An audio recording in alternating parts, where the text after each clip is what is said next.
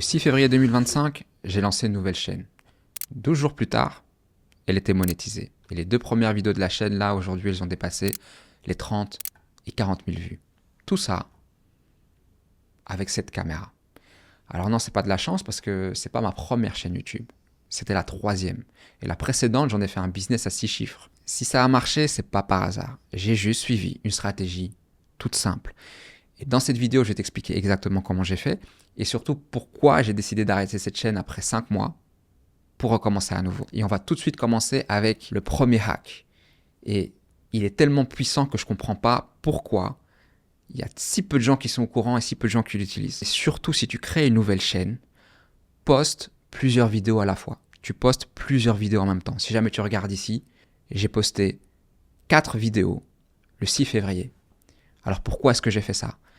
Il y a 2 grandes raisons. Premièrement, c'est parce que ça envoie un signal extrêmement fort à l'algorithme. Ce que veut YouTube, ce sont des créateurs qui sont capables de garder des gens sur la plateforme. Donc à partir du moment où tu es une nouvelle chaîne et que la plateforme voit que tu es capable de garder les gens et de les amener à avoir une 2e, une 3e, une 4e vidéo, c'est un signal qui est extrêmement fort. La 2e raison, c'est que ça crée une cohérence très forte. Ça donne énormément de data à YouTube et donc ça devient très clair pour lui à qui est-ce qu'il doit recommander ton profil. Parce qu'il va voir, ok, que il y a ces personnes-là qui ont regardé 1, 2, 3, 4 vidéos, donc c'est pas un hasard. Ils ne sont pas juste tombés, ils ont regardé la vidéo, elle était chouette, mais après ils se sont dit, bon, c'est pas pour moi. Non, ça veut dire qu'il y a une confirmation que ces viewers-là sont les bons viewers pour ta chaîne. Donc il va juste chercher maintenant des profils qui sont similaires, qui ont les mêmes habitudes de consommation. Parce que généralement, c'est là où il galère le plus. C'est quand tu postes tes 10, 20, 30 premières vidéos, c'est le temps qu'il trouve la bonne audience. Là, il va la trouver tout de suite. C'est-à-dire, si tu regardes, la première vidéo, toute première que je poste, on va aller voir ici, tout en bas, la première, je fais 42 000 vues. Et ici, dans la foulée, elle fait 35 000 vues. Donc sur mes 2 premières vidéos, je vais déjà chercher presque 80 000 vues. Le 2e hack, c'est utiliser le pouvoir du storytelling. Il y en a beaucoup trop qui ont une approche beaucoup trop tutoriel descriptive. Ok, l'erreur que j'aurais pu faire, c'est commencer une chaîne YouTube où je voulais documenter mon installation au Maroc et venir avec des sujets classiques du style est-ce que c'est mieux l'école publique, est-ce que c'est mieux l'école privée, comment ça se passe pour les soins de santé, comment ça se passe pour faire venir sa voiture. Ça, en réalité, ça va créer peu d'engagement et peu d'attachement. Les gens vont juste aller chercher chez toi une information dont ils ont besoin. S'il y a une autre vidéo qui répond à une question qui les intéresse, ils iront la voir, mais autrement, ils vont partir, ils vont disparaître. Et toi, ce que tu veux, c'est créer une tribu, c'est créer une communauté. Pour ça, il n'y a rien de plus puissant que raconter une histoire. Une histoire définie très simplement, c'est tu as un personnage qui veut aller d'un point A à un point B, et sur le trajet, sur le chemin, il va rencontrer des obstacles. Il y a cette notion de progression. C'est comme une série où j'avais, par exemple, voilà, ici on a jour moins 7, jour moins 5, jour moins 3, jour plus 2, etc. Ce qui fait que lorsque quelqu'un regardait une vidéo, si ça l'a intéressé, il a envie de savoir qu'est-ce qui s'est passé avant, qu'est-ce qui va se passer après. Et donc, il y a vraiment ce truc très bingeable où les gens vont te suivre et ils vont enchaîner tes vidéos. Le 3e hack, c'est que pour avoir cette portée-là, il fallait que ma niche, ce soit une mission, une transformation. Il ne fallait pas faire l'erreur que ma niche, en fait, ce soit le Maroc. Parce que si ma niche, c'est l'installation au Maroc, je me retrouve avec une très grande compétition, avec beaucoup de gens qui documentent leur installation, avec beaucoup de gens qui donnent des conseils, qui en plus sont beaucoup plus légitimes que moi parce que, par exemple, ils sont d'origine marocaine ou parce qu'ils sont là depuis des années, etc. Donc, comment tu fais pour te distinguer? Et en plus de ça, moi, l'idée, c'était pas vraiment de parler du Maroc. C'était plutôt de parler de liberté, de reprendre le contrôle de sa vie, de vouloir vivre selon ses propres termes, d'avoir un meilleur rythme de vie, d'un meilleur équilibre, etc. Et de se donner les moyens de se sécuriser la possibilité de vivre cette vie-là selon tes termes. Et pour ça, il fallait que je puisse parler d'autre chose. Parce que moi, c'est ce qui m'intéresse, parler d'entrepreneuriat, de business en ligne, de création de contenu, etc. Et donc, c'est ce que j'ai fait très tôt. Plutôt que de me coincer dans une niche où j'allais tout le temps devoir parler de la même chose et finir par me lasser, très rapidement, j'ai pu venir placer d'autres sujets. On est le 28, donc on est 3 semaines plus tard, et je fais 14 000 vues avec une vidéo où je partage un petit peu ma vision sur le fait d'être salarié au Maroc ou pas. C'est quoi mon conseil en tant que recruteur? C'est une vidéo que j'ai totalement improvisée. J'étais là en train de me balader au parc avec ma femme et ma fille. Je me suis mis sur le côté, j'ai pris 20 minutes et j'ai enregistré une vidéo. Et c'est exactement comme ça que tu construis une personal brand. C'est pas simplement en parlant d'un sujet. Tu dois parler de toi, tu dois parler de ce sujet à travers toi.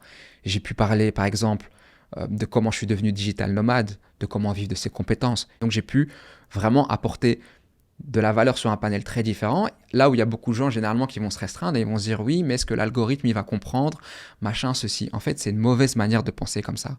L'algorithme, il pense pas par mots-clés. L'algorithme, il pense par comportement, qui est le comportement de tes viewers. Donc, la façon dont tu dois réfléchir tes sujets, tu dois surtout pas aller faire des recherches, voir tes compétiteurs, voir de quoi ils parlent, etc. Et puis se dire, ok, cette vidéo-là, elle a bien performé, donc je vais faire la même chose. Si tu fais ça, tu vas te noyer dans le bruit avec tout le monde. Surtout avec l'intelligence artificielle qui rend ça beaucoup plus facilement. Ce que moi j'ai fait, c'est que j'ai certainement pas été voir ma compétition, j'ai pas été voir ce qu'ils faisaient, je me suis concentré sur moi et je me suis dit, ok, je suis en train de vivre cette expérience. Donc toutes les choses qui sont importantes pour moi, qui résonnent avec moi, même si elles paraissent éloignées du sujet, en réalité, naturellement, elles vont résonner avec les personnes qui traversent la même chose. Je sais que je vais trouver mon public comme ça. Ceux à qui je veux parler, c'est un profil psychologique. Et ça, c'est un truc qui se ressent, qui se fait presque instinctivement. Au plus tu essayes de surréfléchir cette phase-là, au plus tu vas avoir des incohérences, tu vas aller dans tous les sens, ou au contraire, tu vas t'enfermer dans un truc qui est répétitif. Le hack numéro 4, c'est l'identité visuelle et les miniatures. Il y en a beaucoup qui font énormément d'erreurs à ce stade-là, et c'est la partie la plus importante quand tu commences. Tu dois donner envie aux gens de cliquer. Tu peux faire les vidéos les plus extraordinaires. Si personne ne clique dessus, personne ne le verra. Et les erreurs qu'on voit constamment, c'est soit tu as une identité visuelle qui n'est pas claire, donc tu vas changer de couleur ou de police constamment, tu vas repartir de zéro, faire un peu comme tu le sens. Non, je voulais avoir quelque chose de très reconnaissable, que en un coup d'œil, en une seconde, ça apparaît dans le feed de quelqu'un, les gens arrivent à faire l'association, et c'est comme ça aussi qu'on construit une personal brand, les gens vont se dire « Ah ok, c'est les gars qui parlent de ça ». La deuxième chose, c'est qu'il faut avoir la miniature la plus simple possible. Quelquefois, parce qu'on a le syndrome de l'imposteur, on veut faire bien, donc on va aller avec des choses qui sont sophistiquées, où on veut aussi trop dire, trop porter de message, alors que non, le rôle de la miniature, c'est simplement de créer une tension, d'aller chercher une émotion, d'aller piquer un endroit chez toi, mais de manière vraiment instantanée. Donc ça doit vraiment passer par le sentiment. Et ensuite, avec le titre, on va soit clarifier, soit on va venir avec une déclaration qui est clivante, qui divise. Et c'est la combinaison des deux qui va donner envie de cliquer et de regarder la vidéo. Il fallait qu'il y ait le moins de texte possible, parce que ça aussi, les gens ils lisent très rapidement. Si jamais tu prends cette vidéo ici, tu vois, elle a très bien performé, 43 000 vues. C'est aussi une vidéo que j'ai mis le premier mois où j'étais là. Et comme tu peux voir ici, sur la miniature, j'ai juste mis le mot échec. On voit en arrière-plan des valises pour créer voilà, cette tension autour d'un retour. Il rentre chez lui. Et avec le titre, ensuite, je précise de quoi il s'agit. Donc, il faut faire le plus simple possible. Ce qui compte, en fait, c'est l'idée, c'est le concept, plus que la réalisation, tu vois. Et le hack numéro 5, c'est tout simplement de profiter d'une opportunité énorme qu'on a en tant que créateur aujourd'hui. C'est que les gens en ont marre du contenu qui est surproduit parce que voilà, il y a une surcharge mentale, ils se sentent surstimulés et aussi ils veulent retourner à quelque chose de plus brut, de plus simple, de plus vrai. Et c'est pour ça que juste avec cette caméra que tu as pour 500 euros, alors même qu'on n'avait pas vraiment d'endroit, on allait de droite à gauche, on était un petit peu nomade pendant 5 mois, donc j'avais aucun endroit où filmer, j'avais pas mes affaires, j'avais pas de studio, j'avais rien du tout. Mais juste, tu vois, avec des vidéos toutes simples, ou si jamais on reprend celle-là, ben je me filme juste dans la rue. Là, encore une fois, ma femme, ma fille faisaient des cours juste à côté. J'avais 20-30 minutes pour moi. Je me suis dit, ok, j'ai envie de parler de ça, je prends ma caméra. Je débite ça de la manière la plus naturelle possible sans avoir rien préparé. C'est une vidéo de 20 minutes. Ça pète et ça me fait 43 000 vues et des centaines d'abonnés. Et je vous explique tout ça pour vous faire comprendre que quelquefois, ça paraît très simple d'un regard extérieur, mais en réalité, il y a une stratégie à suivre. On ne fait pas les choses au hasard. Et juste en documentant quelque chose que je vivais, on ne parle même pas d'expertise ici, on ne parle même pas de compétences, juste en documentant quelque chose que je vivais, bah, c'est suffisant ça pour te faire un business qui va te rapporter 3, 4, 5, 10 000 euros par mois. Très rapidement avec cette chaîne, alors même que c'était pas l'objectif à la base et que j'ai pas communiqué là-dessus, j'ai eu des opportunités business, j'ai eu des gens qui m'ont contacté pour me demander mon aide, qui étaient prêts à me payer pour avoir des conseils. Je te parle même pas des revenus AdSense, je te parle même pas, tu vois, mec, ça aussi c'est un truc que je m'attendais pas, je te parle même pas du fait d'avoir été contacté ici, là, tu vois, J'apprends le Darija, j'ai fait un partenariat. Je me souviens plus du nom de la plateforme, mais en gros, c'est un truc pour apprendre des langues. J'ai été contacté pour faire des partenariats. J'ai fait de l'affiliation avec Discover Cars.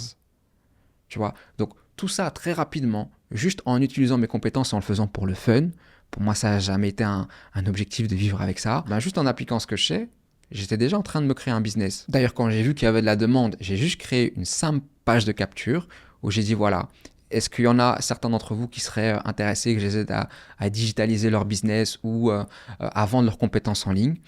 J'ai fait un formulaire, il y a plus de 100 personnes qui ont répondu en quelques jours. Donc juste avec ça, ta chaîne YouTube, tu récoltes des leads comme ça, tu fais un test, tu vois si ça prend. Ces gens-là, si je leur avais proposé quelque chose derrière, j'aurais été chercher directement 1, 2, 3, 4 clients. Tu fais du high ticket, c'est directement plusieurs milliers d'euros qui rentrent. À faire quelque chose que tu kiffes, ensuite, tu as des résultats avec ces gens-là, tu te bats pour eux, ils réussissent, tu prends leurs témoignages, tu fais du contenu autour de ça, tu as toujours plus de gens qui viennent, etc. etc. Et tu as un business qui roule. Alors la question c'est, pourquoi est-ce que malgré tout je fais une nouvelle chaîne? Parce que si tu regardes sur ma chaîne YouTube aujourd'hui actuellement, j'ai fait des formats où c'est un peu dans la même DA. Si jamais tu prends la dernière vidéo par exemple, pourtant la vidéo elle va faire quelques centaines de vues. Là où sur cette chaîne-là, j'étais capable d'aller chercher 40 ou 50 000 vues. Mais autant sur cette chaîne, je vais faire beaucoup moins de vues, mais ça va être beaucoup plus qualifié et beaucoup plus qualitatif. Là par exemple, et d'ailleurs je vous invite à le rejoindre, c'est dans la description si ça vous intéresse, j'ai créé un groupe privé sur Skool. Il y a quelques personnes qui ont rejoint, directement on a papoté. Et tu vois, c'est des gens super cool, avec un projet super intéressant, où tu kiffes parler, tu vois. C'est des gens qui sont dans le même monde, qui pensent de la même manière, et qui sont intéressés que par une chose. Ils sont intéressés par comment ils peuvent développer leur projet. Et à contrario, quand tu vas prendre un sujet qui est plus large, ce que tu dois accepter, c'est qu'en contrepartie, tu auras une audience beaucoup plus grande, qui va te donner peut-être une portée beaucoup plus grande et te permettre de grandir plus rapidement sur du court terme. Ça, c'est une réalité. C'est pour ça que ce n'est pas une mauvaise stratégie en soi. Mais ça va venir avec des inconvénients qui, moi, ne me correspondaient pas. Cette grande audience, elle va te prendre de l'énergie par les commentaires, les retours, quelquefois les discussions inutiles. Pour moi, c'était pas mon délire. Moi, j'ai créé un business à 6 chiffres avec une toute petite audience YouTube. Et moi, c'est mon kiff. Ici, je voulais vraiment mon projet de cœur, le truc que je peux tenir sur 10-15 ans, tu vois. Parce que c'est ce qui importe pour moi et c'est ce que je vous aide à faire. Construire un business simple autour de votre voix et de votre savoir. Donc si c'est quelque chose qui te parle, tu rejoins la communauté en description et surtout tu t'abonnes.